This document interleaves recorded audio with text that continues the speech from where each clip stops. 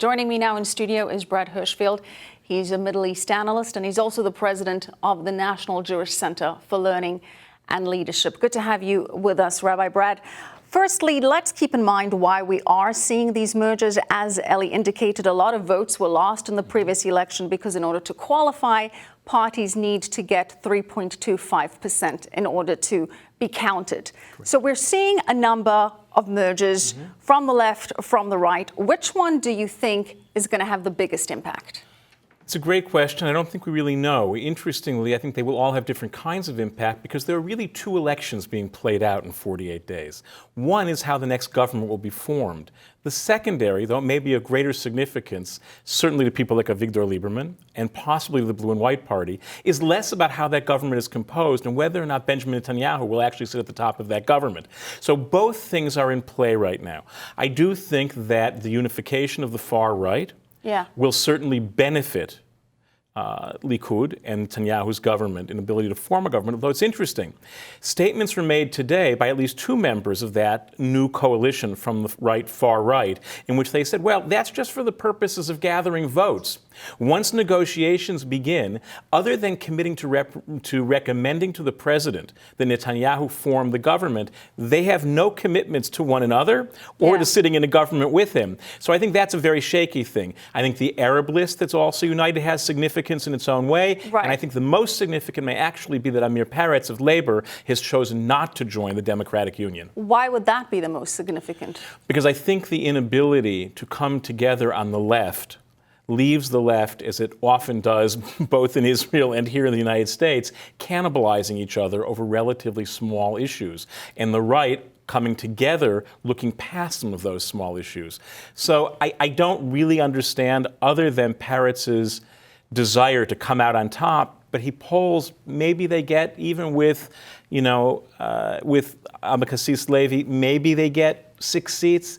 So you have to believe at some point a lot of these decisions are being made because of how people like to view themselves as kingmakers, as opposed to actually building coalitions that will move the needle. All right. Well, speaking of the left, let's turn our attention to someone on the left of the Democratic Party in the U.S. And in my To Be Clear segment earlier in the show, I took some issue with some of the inaccuracies in a radio interview done by Congresswoman Alexandria Ocasio-Cortez. Now, I want to get your reaction to some of the opening comments that she made during this interview. So let's take a listen. Well, now you look around the globe and you have multiple corrupt governments working together. You got Israel, you got America, you got Russia, you got the Saudis, right?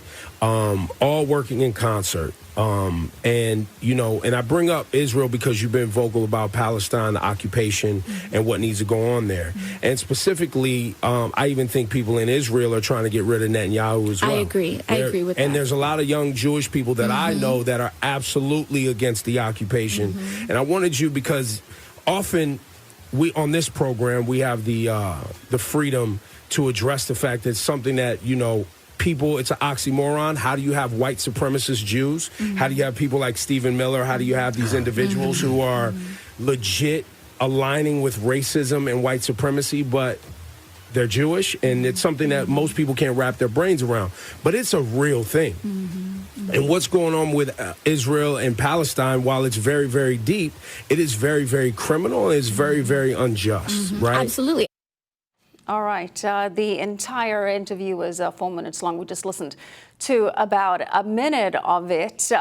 Firstly, let's address that part. What's your reaction of what you heard there? I think your characterization of it as inaccuracies makes you a very generous person.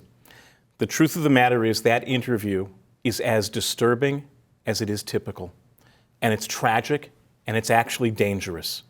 Throwing around terms like opposing occupation without actually knowing what you're saying is a very, very bad idea. The truth is, I'm a Jew who opposes occupation, but not at the price of... But why are you using the term occupation when that is not even the term used by international law? No, so that's the point. It's referred to as the not at the disputed expense of getting rid of the state of Israel. The people that AOC has consistently supported, their definition of ending occupation, because they believe that Tel Aviv is occupied territory, that Haifa is occupied territory.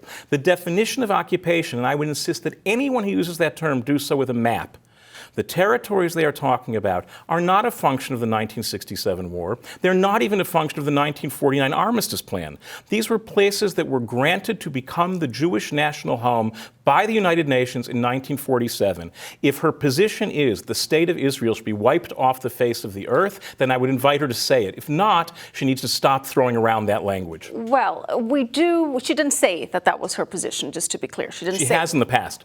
She has consistently supported the BDS movement. Very much, but she also agreed, and if we have the soundbite, I'd like to play it, because she also agreed with the radio host there when he said what was going on in Israel was very criminal. Do we have that soundbite? All right, we don't. She also agreed to a statement that Israel is corrupt and the U.S. is corrupt. And I quote, you look around the globe and you have multiple corrupt governments working together. You've got Israel, you've got America, you've got Russia, you've got the Saudis, right? And she agreed. She said, I agree. She said, absolutely. Why is she participating in a U.S. government that she believes is corrupt? At the end of the day, you can't have it both ways. You can't make these outrageous claims because they feel good to make and not back them up with facts. The truth is, this was on a hip-hop radio show. And it reminded me actually of a moment in a movie, a line that Ice Cube used in Boys in the Hood 30 years ago, as people were getting slaughtered in South Central LA. And someone looks at him and says, what is going on?